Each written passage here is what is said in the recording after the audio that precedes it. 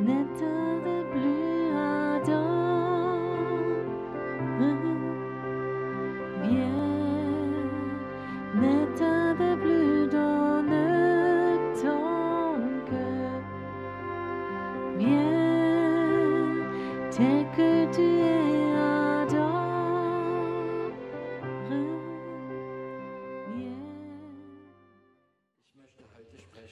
J'aimerais aujourd'hui parler du thème « Comment entrer dans son appel ».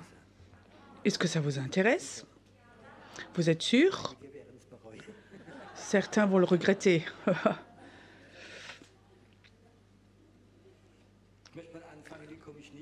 J'aimerais commencer comment je vais pas dans mon appel.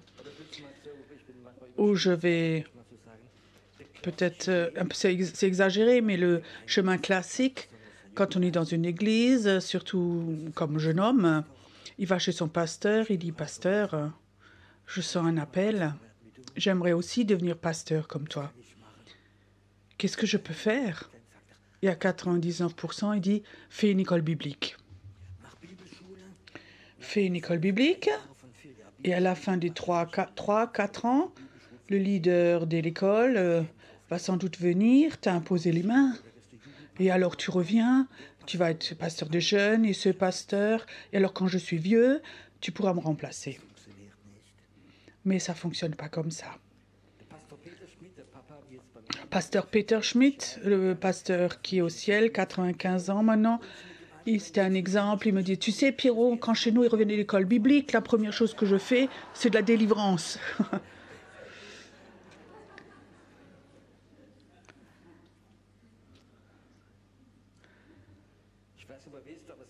Je ne sais pas si vous savez, mais en Allemagne, il y a presque 200 écoles bibliques différentes. Chacune enseigne un peu différemment. Ce n'est pas faux d'avoir une base de connaissances bibliques, mais je crois que ce n'est pas la manière dont les gens rentrent dans leur appel. Tu sais, si Dieu n'appelle pas les gens et ne prépare pas le chemin pour eux, alors tu peux faire toutes les écoles, tu peux faire la théologie pendant 10 ans et tu peux avoir un doctorat en théologie, tu n'as aucune chance. Peut-être que tu sais prêcher, mais tu n'es pas appelé de Dieu. Pas appelé de Dieu. Et tu sais, il y a cette fameuse appel de Dieu et Dieu a un chemin pour toi. Et j'aimerais parler de ce chemin et de mon expérience. Moi, j'ai donc commencé il y a 2-3 jours de parler du psaume 23. Et ça, c'est le psaume où un roi, David, où Dieu a décidé, je veux le faire rendre prophète, le faire prophète. David, c'était un combattant, le chouchou de Dieu. Et alors, il avait un besoin, quelqu'un de faire de la confiance qui peut voir dans l'avenir. Et David, c'était le premier homme de la Bible qui a vu la crucifixion de Jésus 1000 ans avant que ça se réalise. 1000 ans, dans ce psaume 22, il écrit de cette vision qu'il avait eue, des mains et des pieds percés. Et il sait, c'est le Messie. Son habit va être joué au sort. Et alors il écrit après le psaume 23, « L'Éternel est mon berger ». Et après il écrit le psaume 24, « Élevez vos linteaux ». Vous savez, qu'est-ce que ça veut dire, élever vos linteaux? Vous avez déjà réfléchi? Élever vos linteaux.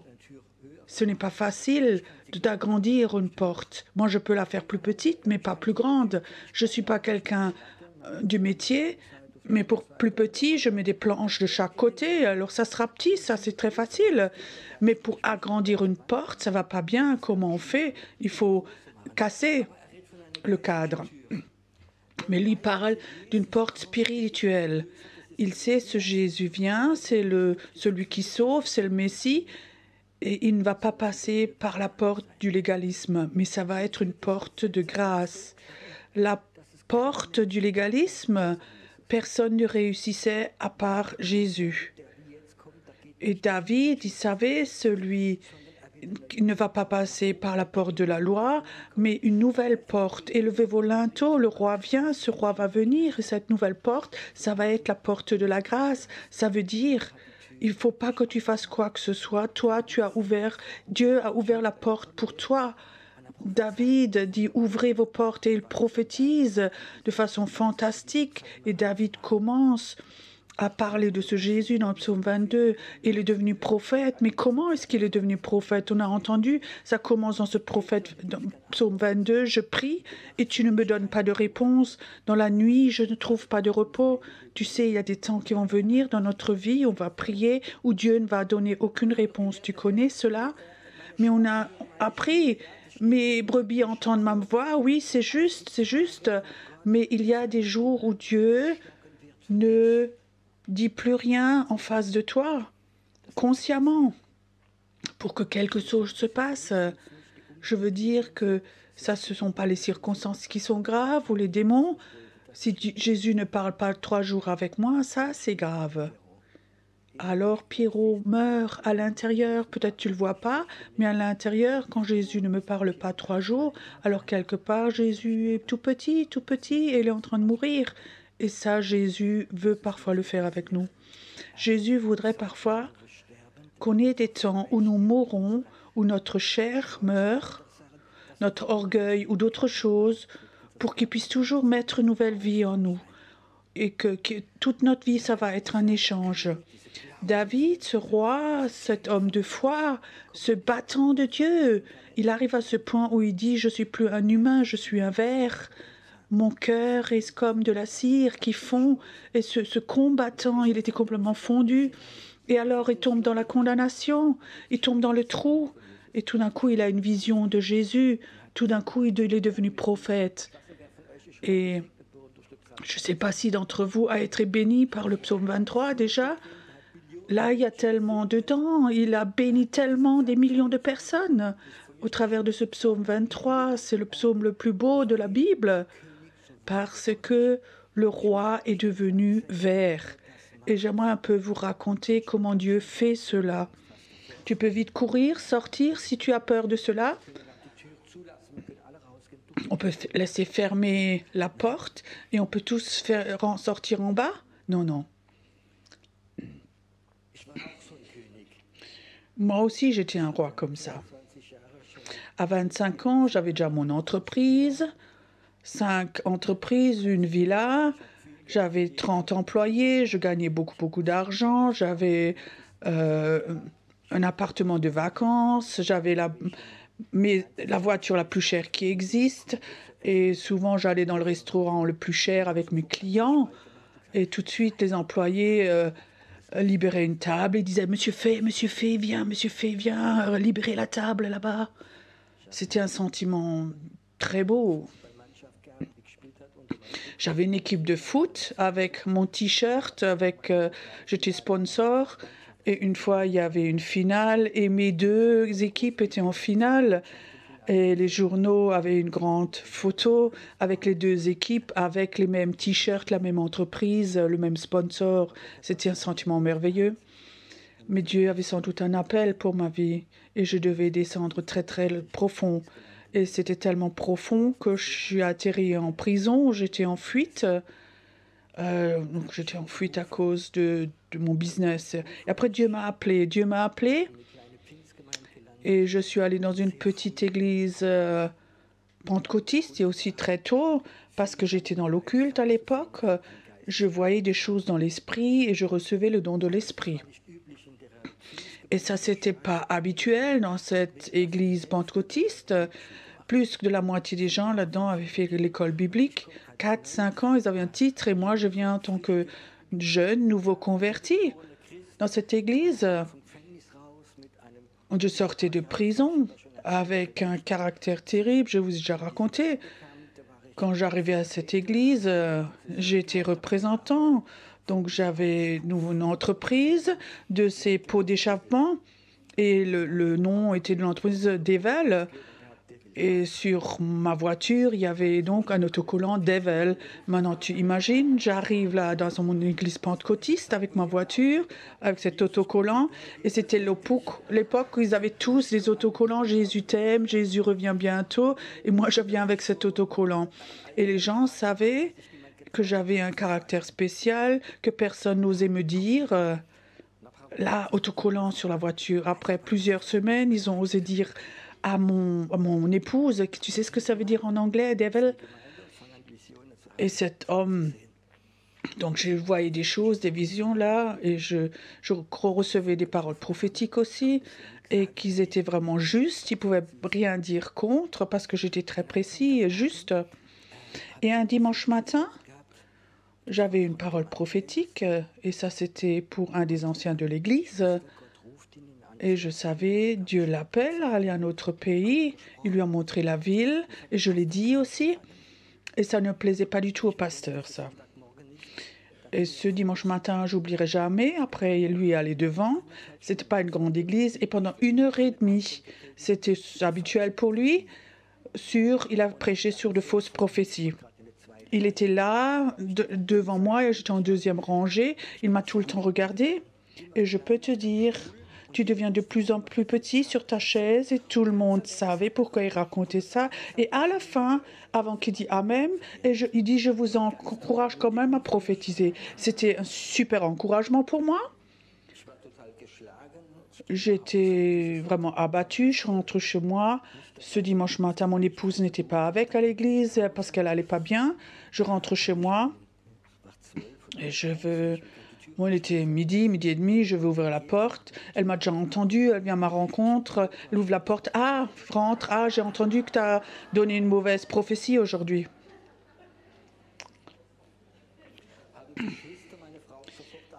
Donc les sœurs de l'église ont tout de suite téléphoné à mon épouse. J'ai mangé, j'ai pas beaucoup parlé. Je ne sais pas si tu peux imaginer, tu es nouveau converti, tu dis ces paroles et pan.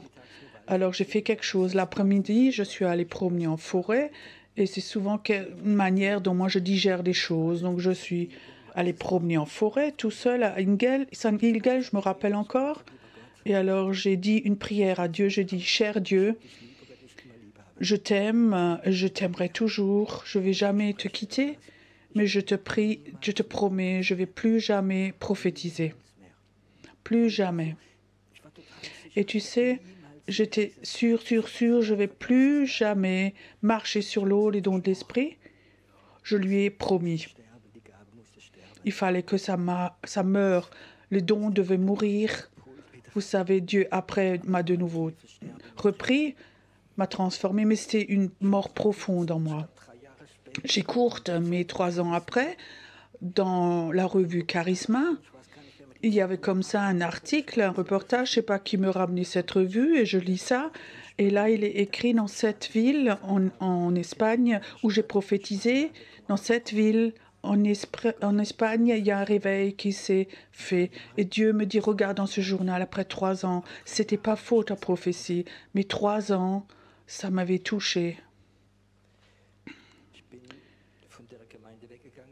Donc j'ai quitté cette église parce que Dieu m'a appelé, pas parce que j'étais blessée, mais parce que Dieu m'a appelé à créer une église 2 ans après que j'étais sortie de la prison, pas d'école biblique. Au départ, on était 5 personnes.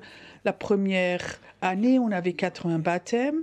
Les gens venaient de partout et on avait vraiment vécu un temps. Il y avait des guérisons, des miracles et des cancers ont été guéris. Et l'église, en un court temps, c'était l'église la plus grande de l'équipe de la région, malgré qu'il y avait 20 églises là-bas. Après plusieurs années, je rencontre ce frère sur lequel j'avais prophétisé, dans la zone piétonne. Il vient à ma rencontre, il dit « Ah, Pierrot !» Et je pense « Oh, Pierrot, j'ai entendu, tu as du succès, ton église a grandi. » Il me regarde, il me dit « Pierrot, tu te rappelles 10 ans que tu avais mal prophétisé ?» C'est un bon sentiment, ça, hein?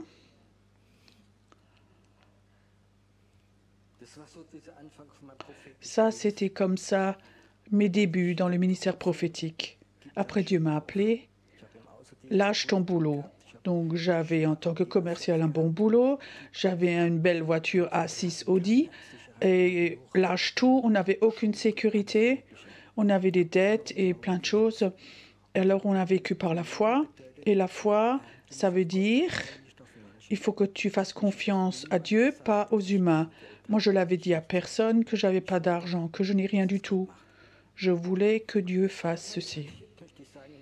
Alors j'ai vécu, j'ai dit, peut-être vous pouvez rire, quand j'avais rien du tout, où les gens ont commencé à me faire des cadeaux. Et la majorité des cadeaux qu'ils ont ramenés, c'était des habits déjà utilisés. Et souvent, c'était toujours des habits de veuves, donc de leur mari décédé. À cette époque, donc j'étais dans les 30 ans.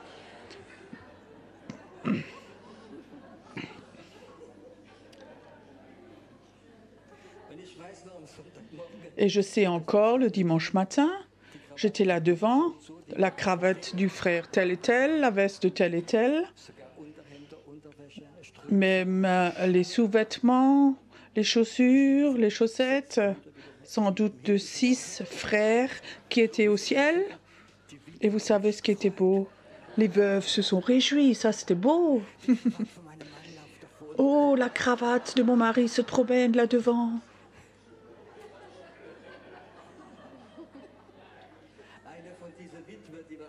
Une de ces veuves, elle avait déjà plus de 80 ans. Elle était un peu sénile. Elle souriait toujours. Elle pensait toujours que son mari était devant. Moi, j'avais vraiment l'air d'un épouvantail.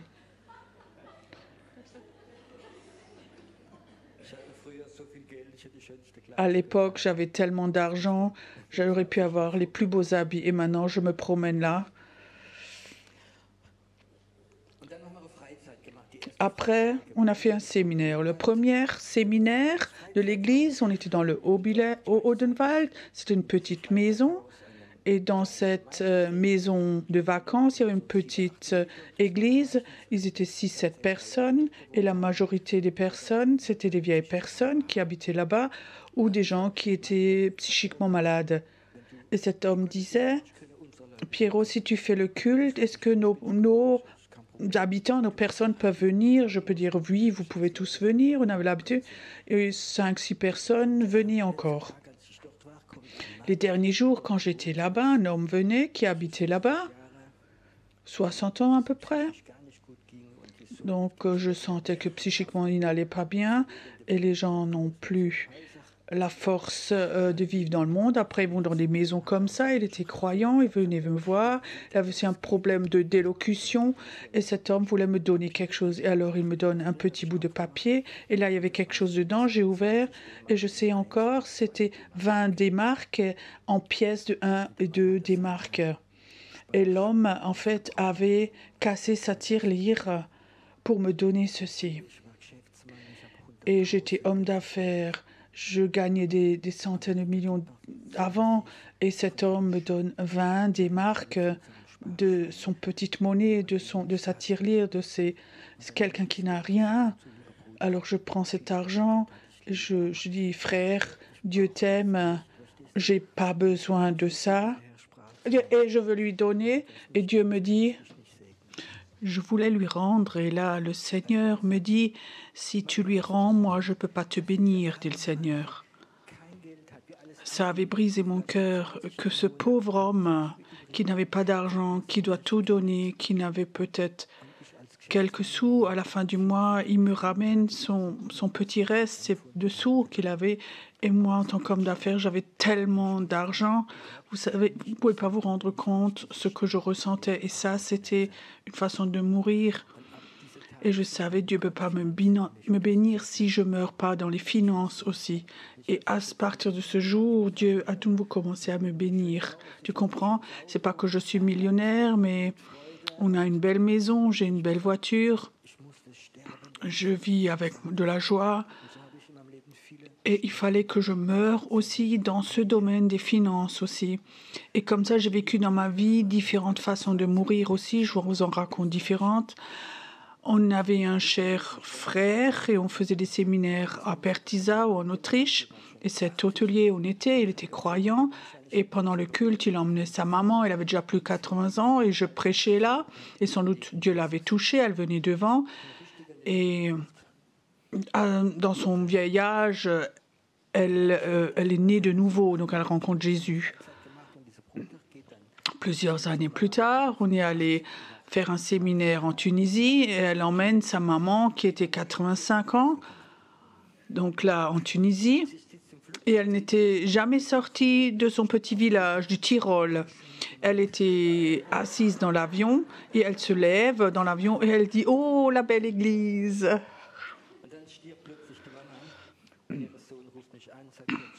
Alors, plus tard, la maman meurt et son fils m'appelle et elle disait « Ma maman avait toujours le désir que toi, tu fasses l'enterrement. » Et je disais « Écoute, c'est presque 500 kilomètres.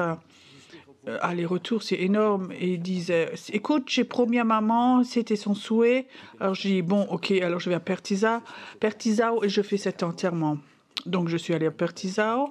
C'était un petit village très très catholique et ils n'avaient pas d'autre endroit pour faire l'enterrement que dans l'église catholique. J'avais pas de notion comment on fait des enterrements en Autriche. Je prêchais là-bas et après la prêche là, en Autriche, ce qui était d'habitude, c'est quand on sort l'église, donc on marche de l'église au cimetière. Donc ça allait d'un début du village à l'autre côté. Devant, il y avait un homme en noir avec une grande croix qui marchait 3 mètres de haut. Et derrière lui, il y a le cercueil. Et derrière le cercueil, il y a le pasteur. Donc moi. Donc moi, avec la Bible à la main. Derrière, il y a la famille. Et derrière, les gens qui étaient à l'église. Donc la dame était très connue. Et l'église était pleine. Il y a peut-être 100, 200 personnes derrière qui marchaient et on traverse comme ça tout le village avec une grande croix. C'est pour ceux qui connaissent Pertisa, il n'y a que des grands hôtels un derrière l'autre et il faut que tu passes devant les hôtels et il y avait les gens sur les balcons qui regardaient et moi je marche devant, moi, le pasteur. Vous savez tout d'un coup ce qui passait dans ma tête. Tout d'un coup je pensais si maintenant un ex-client, moi, ou un collaborateur me voit maintenant, et il regarde là en bas et il voit que le pasteur, c'est le faille. Alors ils appellent tout de suite la police et ils vont dire qu'il est toujours en train de préparer un coup là. C'était un long chemin pour traverser le village. J'aurais pu descendre la tête encore plus et encore plus pour pas qu'on me reconnaisse. Les pensées étaient là. Et quand j'étais tout nouveau dans cette église pentecôtiste, le pasteur disait « Oui, maintenant on fait une petite séminaire dans le Odenwald et l'église là-bas. » Donc s'occupait d'un petit groupe comme ça de gens psychiquement malades et des gens qui ont des problèmes de drogue. Et le monsieur disait « Tu peux venir avec nous dans le bus. » C'était dans les années hippies comme ça. Il y avait comme ça un bus Volkswagen avec des papillons, des fleurs dessus. Et le bus était plein de gens malades psychiques. Et moi, là, au milieu, écrasé. Et à cette époque, j'avais un magasin de vin à cette époque-là. Si un client me voit...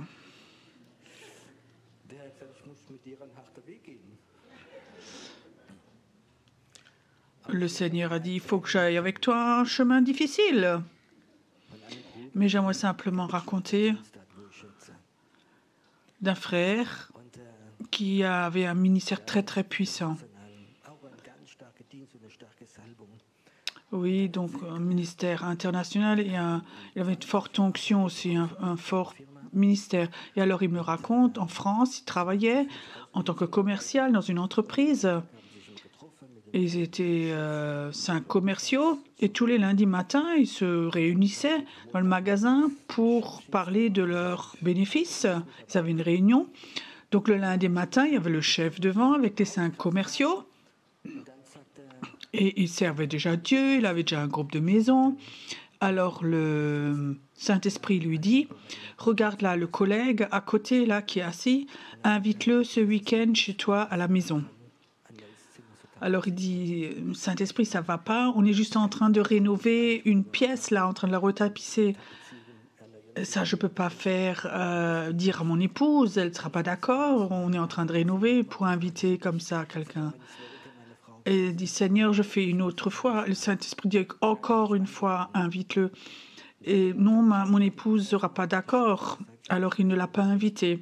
Le lundi d'après, il y avait de nouveau une réunion et le chef vient, il dit « J'ai une mauvaise nouvelle. Votre collègue, il s'est suicidé, il s'est pendu. » Alors, il disait, chez moi, tout était mort, tout est mort en moi. J'étais le plus grand des losers, j'avais pas obéi. Cet homme, il s'est suicidé parce que moi, j'étais fautif.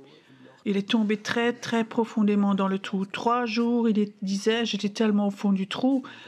Et le Saint-Esprit me parlait et disait, abandonne ton boulot et rentre dans le ministère à plein temps. Tu sais ce que c'est ça? Alors il a commencé et ça, c'était le ministère de la grâce. D'abord mourir et après il y a le ministère. Pas le succès et fidèle et alors tu rentres dans le ministère. Non, Dieu aura toujours un principe qui s'appelle mourir. Et je crois que c'est quelque chose qu'on n'a plus appris et qu'on ne veut plus. On a mis le point fort, l'Église doit être une Église de bien-être. Vous connaissez ça? Il faut qu'on fasse de la musique pour qu'on se sente bien. On fait faire de la manger pour qu'on soit à l'aise. Il faut des prédications, on se sent à l'aise. Il ne faut plus chanter en langue, ça peut choquer les gens. Il faut se sentir bien. Les nouvelles personnes doivent se sentir bien. Il faut avoir de la croissance. Jésus dit, il faut mourir. Si le grain de blé ne meurt pas, il ramène pas de fruits. Et ce principe de mourir ne va pas s'arrêter. Ça ne va pas s'arrêter. Nous sommes dans un temps où Dieu appelle des gens prophétiques. Le don prophétique va revenir très fortement, comme jamais auparavant. Il y a un temps qui va venir, qui ne vont plus aller chez des voyants, mais ils vont chercher les prophètes. Une femme s'était convertie chez nous, et alors elle m'a raconté, elle était 20 ans voyante à Francfort. Cette femme est devenue très très riche, et elle dit, ses clients, c'était les politiciens. Ils venaient régulièrement chez elle, regarder dans sa boule de cristal parce qu'ils vivaient dans la peur. Et elle devait prophétiser et elle recevait beaucoup d'argent. Il y a même le centre des finances peuvent confirmer aussi, il y a des milliards qui lui ont été donnés. Mais il y a des temps où Dieu dit, c'est moi qui vais parler et plus les autres. Dieu va commencer à parler. Et Dieu va avoir un peuple prophétique et appeler un prophétique. Peut-être qu'ici, il y en a certains qui sont assis, mais Dieu dit, ça ne va pas être le chemin du succès, mais plutôt le chemin de mourir. Il y a un beau principe dans la nature. En Allemagne, en Suisse, en Autriche, chaque année, il y a octobre-novembre, il y a quelque chose de terrible. C'est les arbres, ils perdent leurs feuilles. Je trouve que c'est grave quand je vois les arbres, ils sont comme morts. C'est du bois mort, là, en forêt. Mais au printemps, alors, il y a de nouveau ce waouh, il y a de nouveau ce vert clair qui vient. Et alors, c'est de nouveau beau. Et après, il y a de nouveau l'automne. À peine c'est arrivé, ça meurt de nouveau. Mais il y a une différence.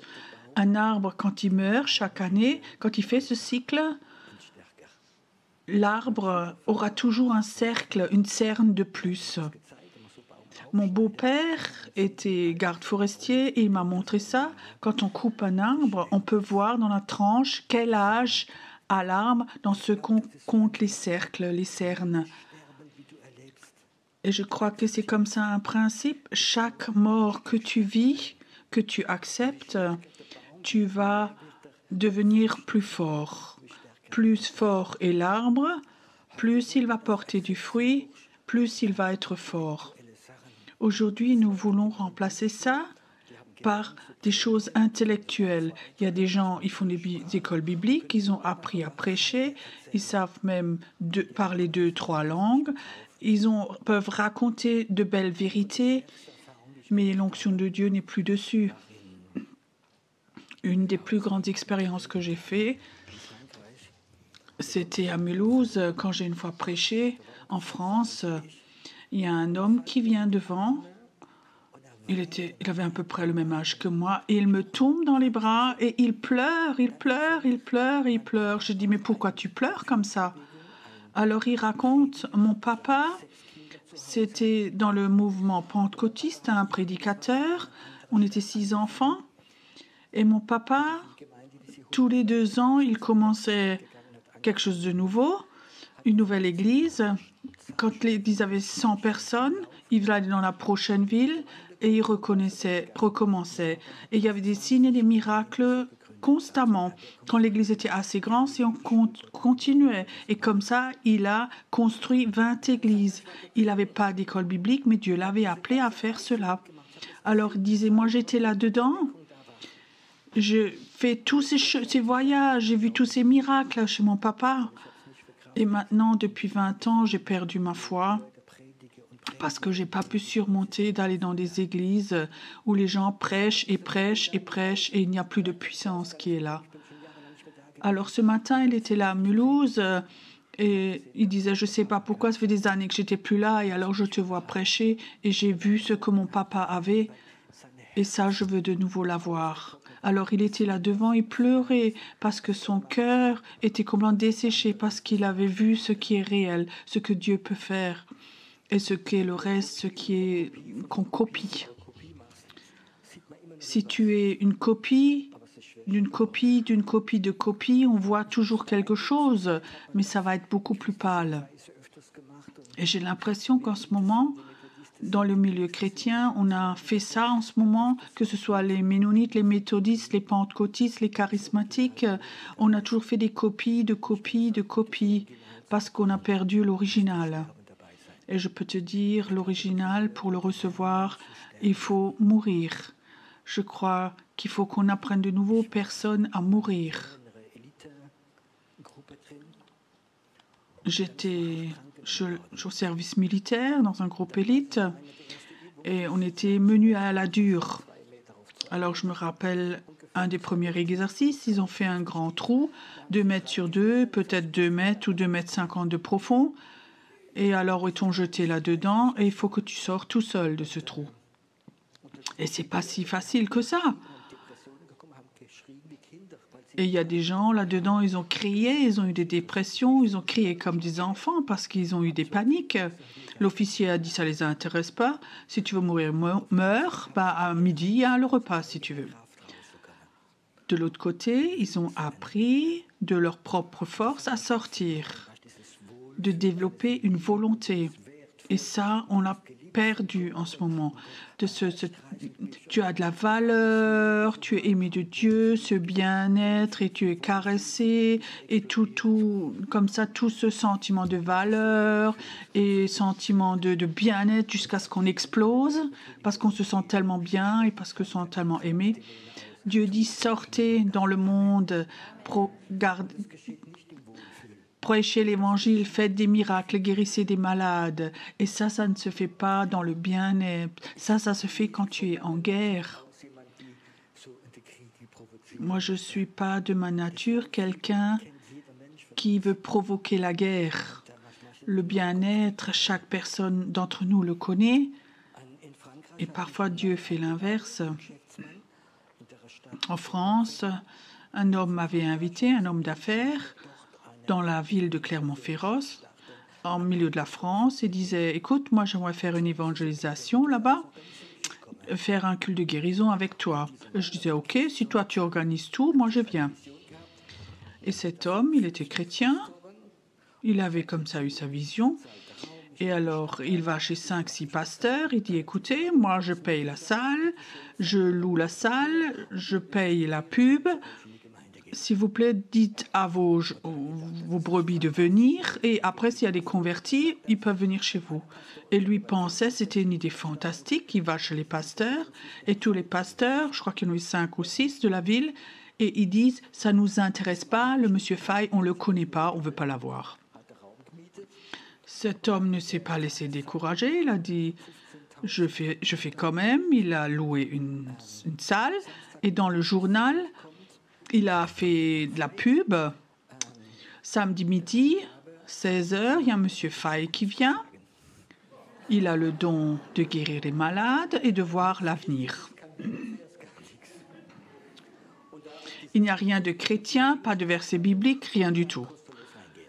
Et là, sur ce prospectus, un bon gratuit pour venir. Et bien sûr, il y a tout plein de gens qui sont venus avec leur bon gratuit pour être guéris, pour qu'on leur dise aussi l'avenir. Et ce n'étaient pas des gens chrétiens qui sont venus, c'est des gens qui vont régulièrement chez les voyants. Je sais encore, c'était là derrière dans la salle, il y avait un rideau, j'étais derrière le rideau, l'homme d'affaires était là, j'ai organisé ça, j'ai trouvé un jeune homme d'une église, je lui ai donné de l'argent pour qu'il nous chante quelques chants chrétiens. Il était là avec sa guitare, avec l'homme d'affaires était là.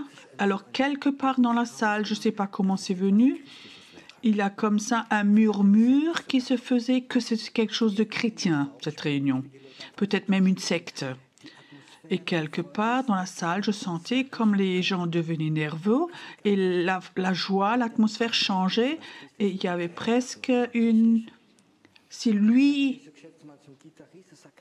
vraiment, il nous raconte des salades, il y aura du problème. Et je dis, maintenant, s'il chante un chant, le jeune Jésus t'aime, Jésus revient bientôt, je pensais... Les gens, ça va faire peigne, les gens vont partir en courant. Je sentais vraiment qu'il y a une agression dans l'atmosphère. Donc, je suis allée devant, j'ai dit au jeune, non, tu chantes pas, donne-moi le micro. Je suis allée devant, j'ai dit, bonjour, c'est bien que vous soyez là, je suis Pierrot tel et tel, et je suis là pour guérir la malade. Donc, ils étaient déjà plus calmes. Et je disais, Dieu, maintenant, c'est à ton tour. Maintenant, il faut que tu m'aides. Tout de suite, ça a commencé. Là, dans la deuxième salle, il y a quelqu'un qui est là. Ça fait toute la journée, tu avais déjà mal. Elle disait, oui, c'est moi. Mets ta main dessus. Là, tout de suite, elle mettait la main. Douleur, mal dedans, tu t'en vas maintenant. Pas au nom de Jésus, rien du tout, parce que ça n'était pas encore là. Et la femme dit, oui, c'est parti. Après 2-3 mal de nuque, il m'a montré... Lever la main, c'est parti. Et tout d'un coup, je sentais maintenant, il disait maintenant, c'est pas un pasteur, c'est rien de chrétien. Wow. Les gens se détendaient. Tu sentais que l'atmosphère se détendait. On est de nouveau à la maison, c'est bien, on est chez nous. Après, j'ai raconté de ma vie en tant qu'homme d'affaires, 4 enfants, que j'avais plusieurs entreprises, que j'ai fait faillite, que j'étais en prison. Oh oui, intéressant, il disait intéressant. Et après, en prison, Jésus est venu. Il m'a guéri, il m'a sauvé. Il m'a dit, Pierrot, tu vas aller dans beaucoup de pays et tu vas guérir les malades. Et c'est la raison pourquoi je suis là. La présence de Dieu était venue. Il n'y avait pas une seule personne qui voulait se lever et partir. C'était passé. Que des incroyants. 3 croyants dans la salle. Ça, c'est la guerre. Mais là, Dieu est avec toi. Alors j'ai fait un appel que ce Jésus qui m'avait sauvé dans la prison, il est là cet après-midi. Il m'a promis là où tu vas aller, je serai avec toi et j'aimerais faire la même chose. J'aimerais guérir, j'aimerais pardonner, j'aimerais t'accepter. Et je peux te dire, cet après-midi, presque toute la salle s'était convertie. Et alors j'étais derrière la livre de table. Il n'y avait pas de collaborateurs, rien. Je me rappelle encore, ils venaient tous à la table des livres et ils venaient avec des images, des photos. Vous pouvez faire du pendule sur... Est-ce que vous pouvez prier? Je peux prier parce que je n'ai pas de pendule, mais je pose les mains pour que votre petite nièce soit guérie. Tu sais, c'est une autre clientèle que les chrétiens. Mais ça, c'est pour moi la guerre. Ça, c'est la confrontation. Je veux te dire comment les chrétiens confrontent. Je l'ai vécu. 20 chrétiens vont se promener et ils croisent un non-croyant. Et s'il ne se convertit pas, ils font de la viande hachée avec lui. Ça, c'est la confrontation. Dieu est avec toi quand les autres sont plus forts que toi. Quand toi, tu es prêt à mourir. Quand tu es prêt à t'humilier. Nous vivons dans un temps où le mot « mourir » est sorti du monde et l'inverse, c'est la rébellion. Et je peux te dire, cet esprit de rébellion, il va devenir de plus en plus fort. Et ça va... Il faut juste que tu vois comme nos jeunes qui sont prêts à donner leur vie, qui se collent sur les routes, qui font des choses pas bien. Peut-être si vous regardez des infos en Autriche, ou j'ai vu un reportage en Autriche où dans la nuit 300 jeunes, des migrants irakiens, se battent la nuit avec la police et il y a beaucoup de policiers blessés. Ils sont venus dans le pays, reçoivent la sécurité, l'argent, et là, ils sont là et ils ont crié en arabe « Tuez les policiers, tuez les policiers ». De jeunes gens, 19-20 ans, ça c'est en ce moment en Allemagne, en Autriche, en France, partout, une rébellion contre l'autorité. Et quand on réfléchit, ils viennent dans les pays, on paye de nos impôts, et là, ils veulent, dans les rues, tuer nos policiers et tout détruire. Nous avons des jeunes qui sont prêts à faire toutes les bêtises possibles. On se colle sur les routes. J'ai entendu qu'à Bayonne, dans le Bayonne, en France aussi, ils ont fait de se coller sur les routes et les flics sont venus et les ont arrachés. Ils ont crié et puis en Allemagne, les policiers viennent en tant que cure-dame. Comment vous allez? Vous voulez à boire? Ils ont décollé.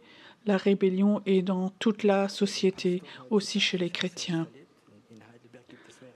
Si un pasteur aujourd'hui, moi je l'ai vécu moi-même à Heidelberg, il y a plus de 20 églises, si quelqu'un dit « jeune homme, cette attitude, elle n'est pas de Dieu, il faut que tu arrêtes », alors il dit « ok, c'est bon, je vais dans une autre église ». Alors je repars. Tu comprends? Alors le bien-être est parti, mais je peux te dire, le mourir ne va pas partir. Tu ne vas pas aller dans ton appel. Si tu n'acceptes pas, c'est mort dans ta vie et tu ne vas pas grandir. Même si tu es 20, 30 ans, tu ne vas pas croître et tu veux aller dans un autre niveau.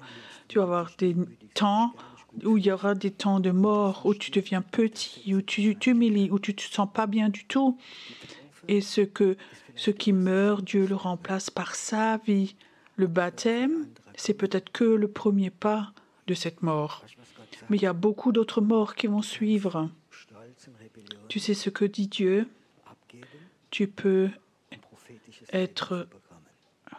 déposer la rébellion et l'orgueil pour recevoir une vie prophétique. Je ne sais pas pourquoi, mais moi je suis née en tant que rebelle. Tout ce que je peux faire comme bêtise, je le faisais. Parce que c'était de la rébellion, elle était en moi. Un jour, j'étais complètement déçu de toute cette rébellion. Et Dieu dit, mais qu'est-ce que c'est? Et Dieu dit, c'est rien d'autre que des gens qui ne se sentent pas aimés. Si tes enfants, tes jeunes sont rebelles, c'est une phase où ils ne se sentent pas aimés. Demande-les voir s'ils se sentent aimés. S'ils sont ados, quand ils sont rebelles, aime-les et ça va partir. Dieu voudrait t'aimer, toi, mais aimez-moi. Et si tu ne te laisses pas aimer par Dieu, tu veux montrer que tu es super. Alors Dieu dit, il y a un deuxième plan, c'est mourir. Et Dieu est capable d'emmener dans des situations où tout s'écroule dans ta vie.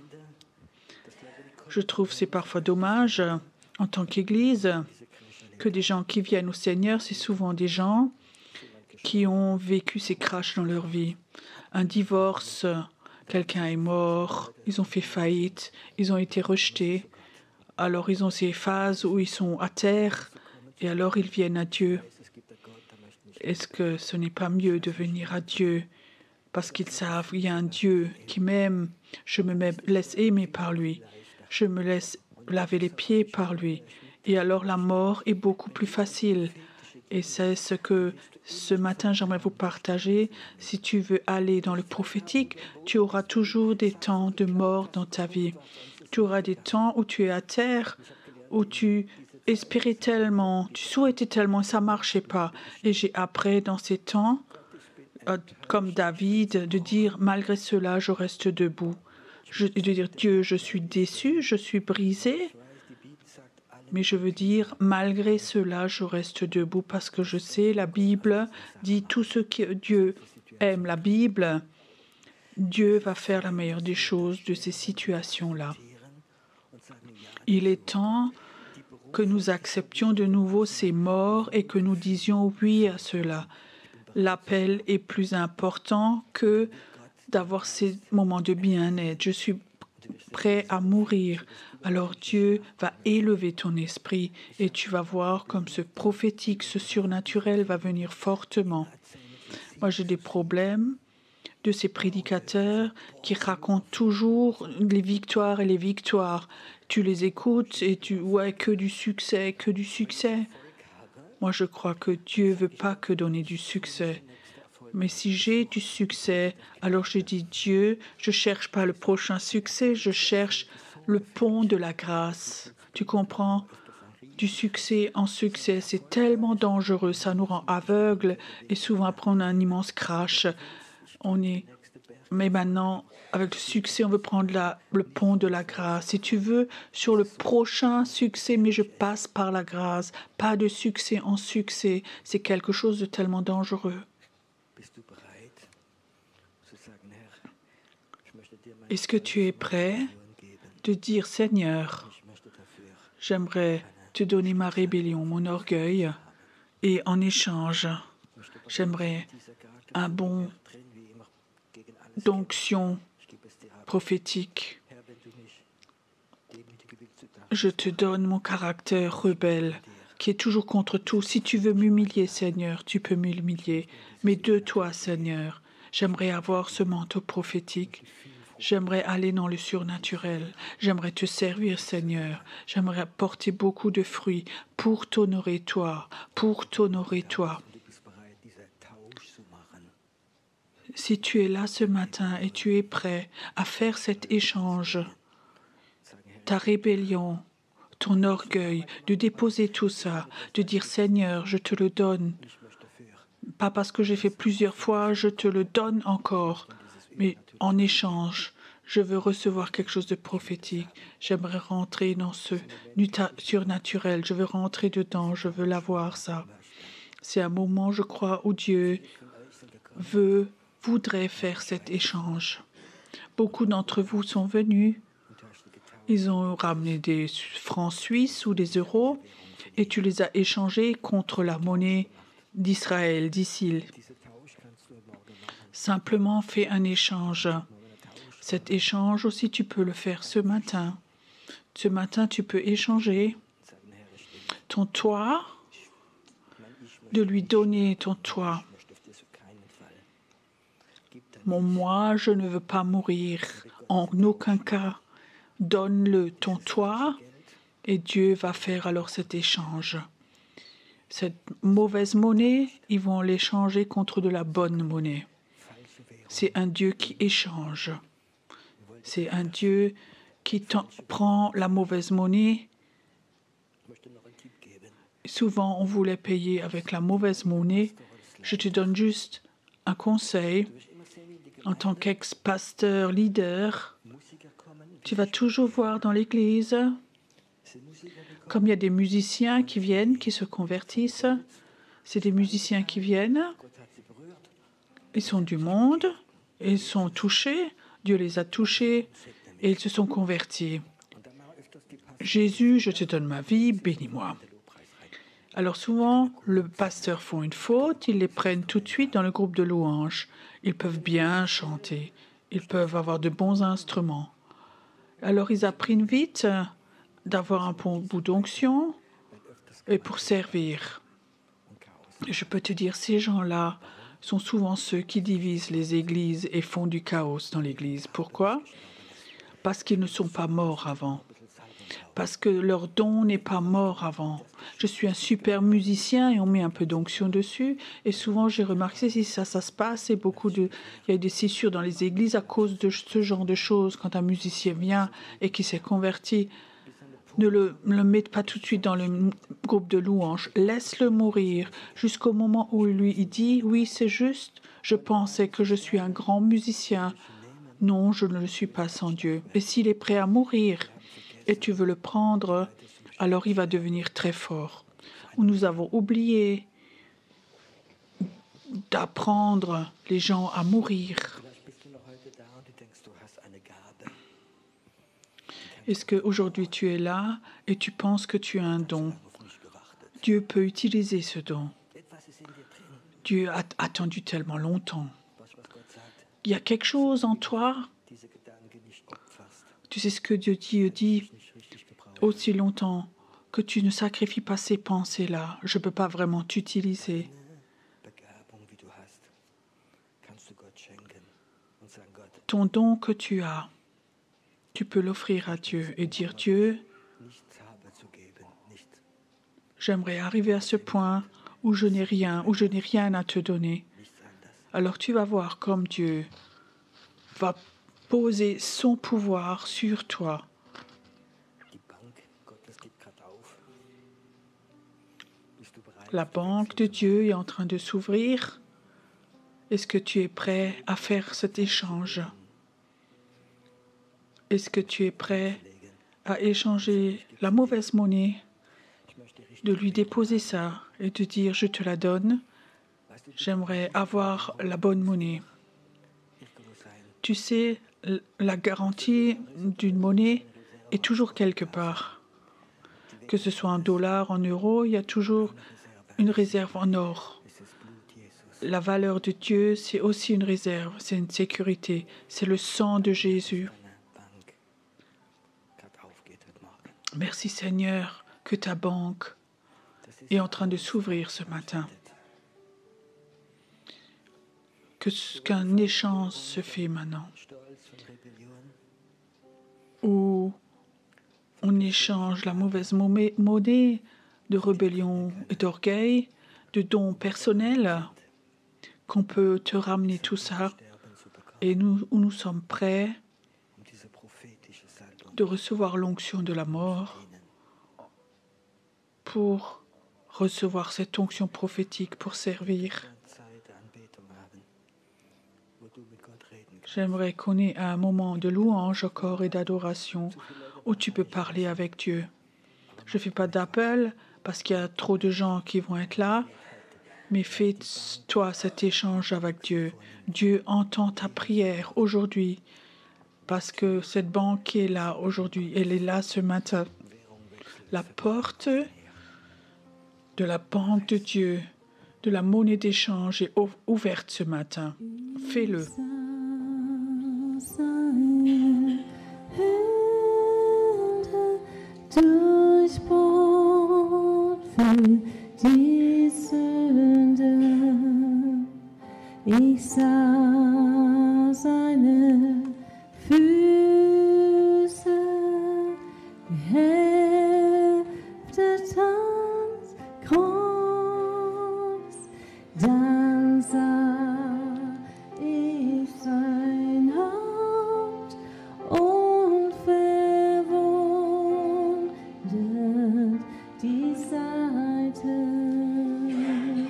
Und nun liebe ich Jesus und Jesus, er liebt mich.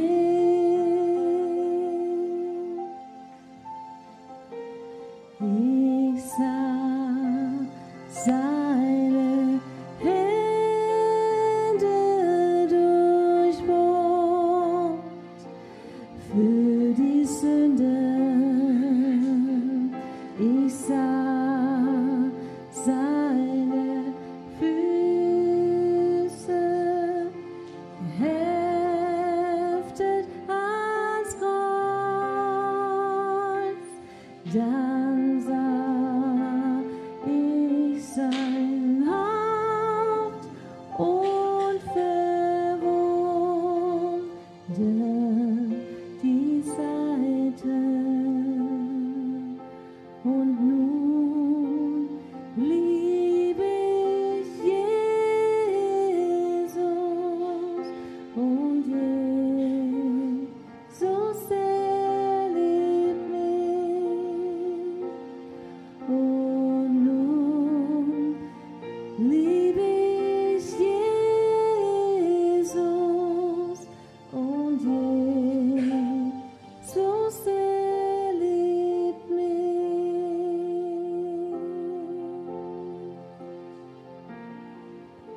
Ich sah deine Hände durchbohrt für die Sünde.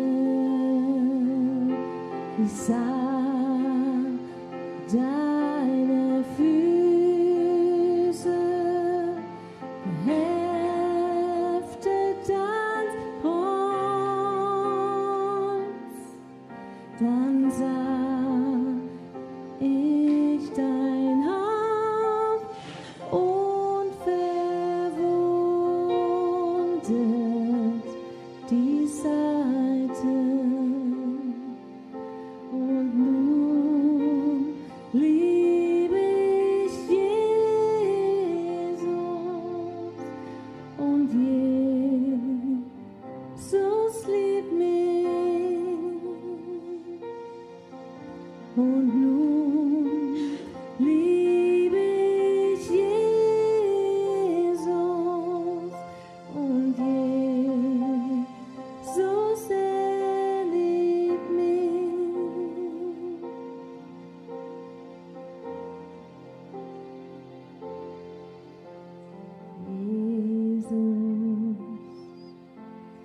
Jesus, Name über alle Namen ist der Name Jesus. Jesus,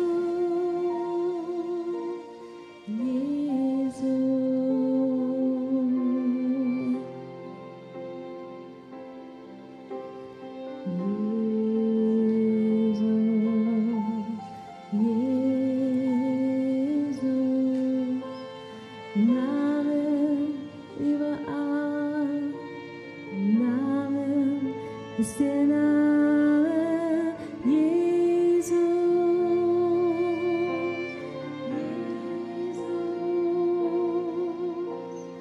Jesus, Jesus.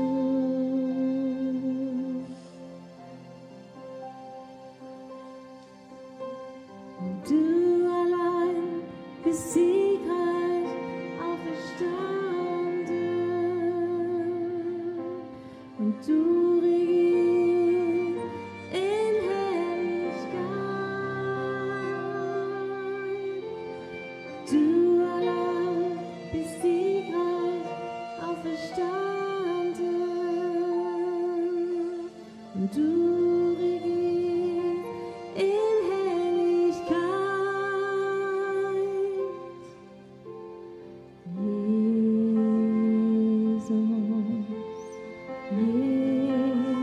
Jesus, Name über alle Namen ist der Name Jesus. Jesus, Jesus.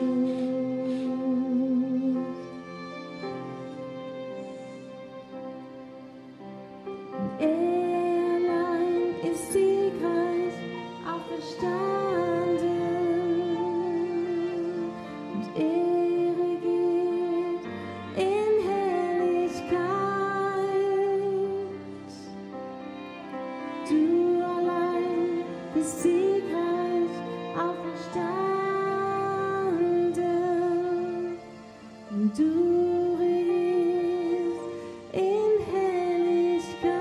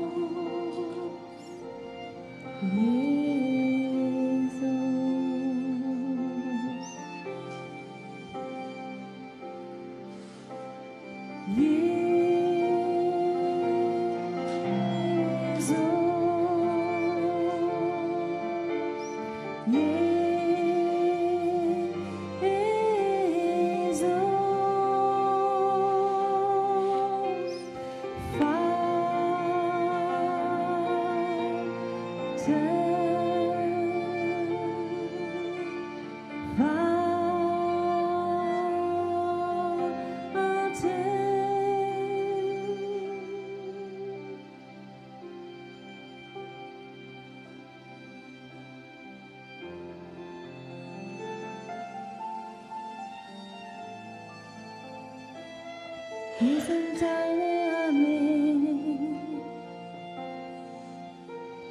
bereit zum Kampf. Wir sind deine Armee, bereit zum Kampf.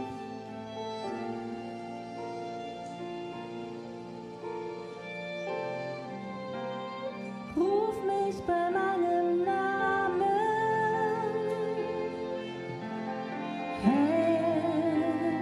Ruf mich bei meinem Namen. Herr, ich will gehen in die Nationen, die du sprichst, will dir gehorchen, tun, was du sagst, tun, was du sagst. Ruf mich bei meinem Namen und ich will hören, was du sagst.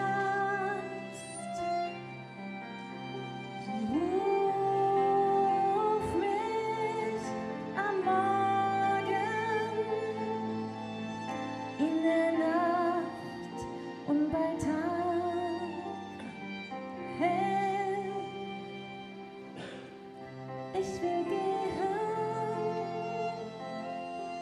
ich will laufen, ich will rennen an dein Vaterherz. Die Tür ist offen,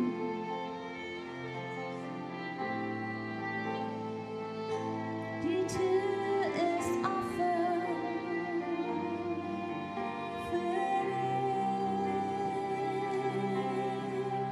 Ruf mich bei meinem Namen. Lass mich gehen in die Nationen. Ruf mich, sende mich, salbe mich, Herr.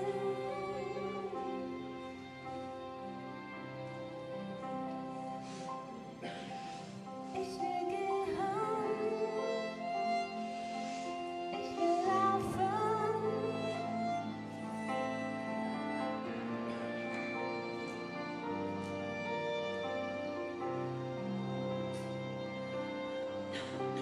so heil mich,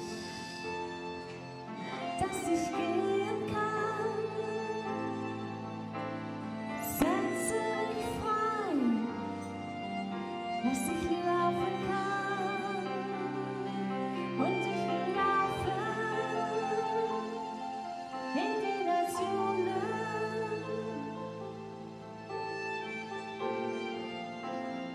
Ruf an mich.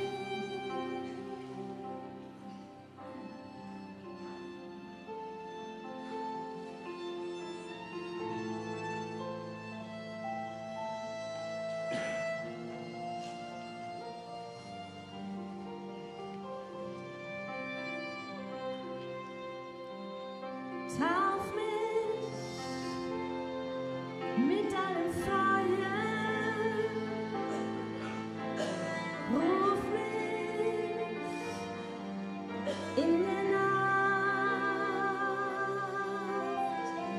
befrei mich,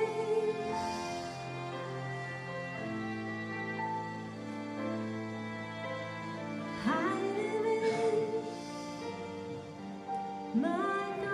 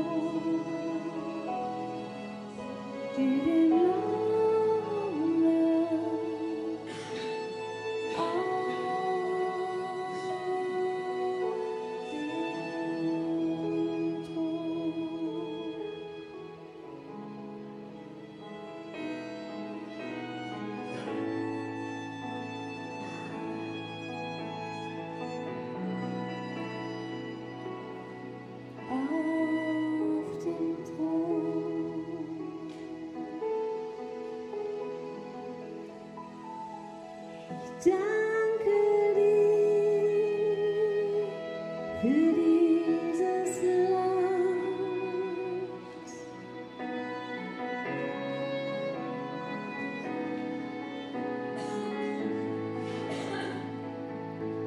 Ich danke dir für Israel.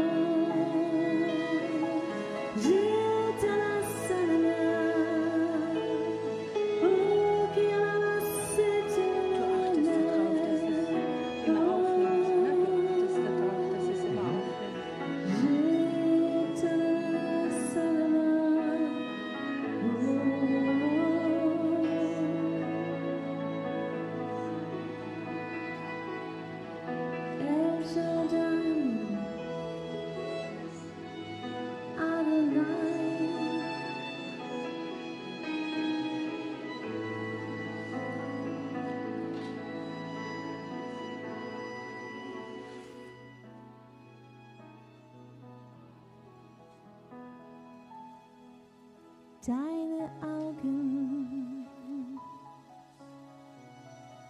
sind gerichtet auf diesen Ort. Deine Augen sind gerichtet auf diesen Ort. Ein Ort der Heilung wirst du sein. Ein Ort der Heilung willst du sein. Höre Enborken, ein Ort der Heilung wirst du sein.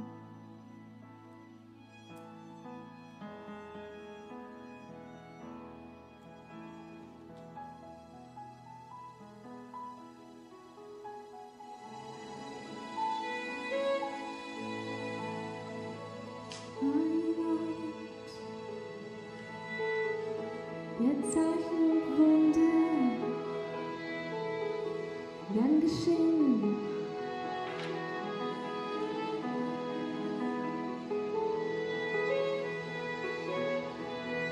Blinde werden sehen, Lahme werden gehen.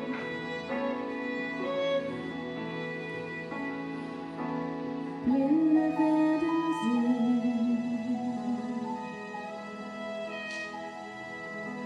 und Lahme werden gehen. Die Verheißung erfüllt sich.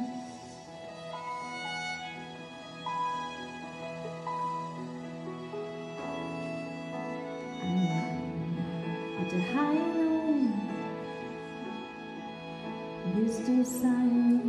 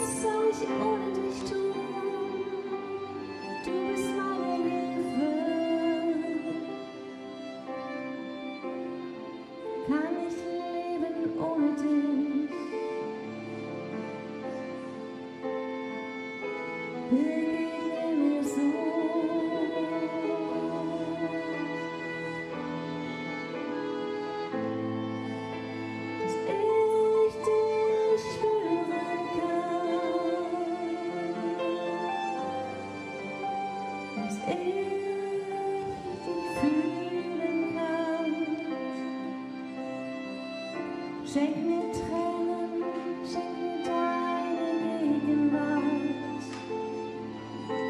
und halte mich fest.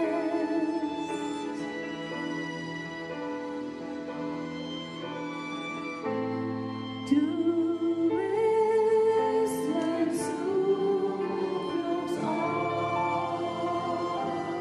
Ich berge mich in deiner Hand, denn du schützt mich her, wann immer mich Angst befällt. Traue ich auf dich. Ja, ich traue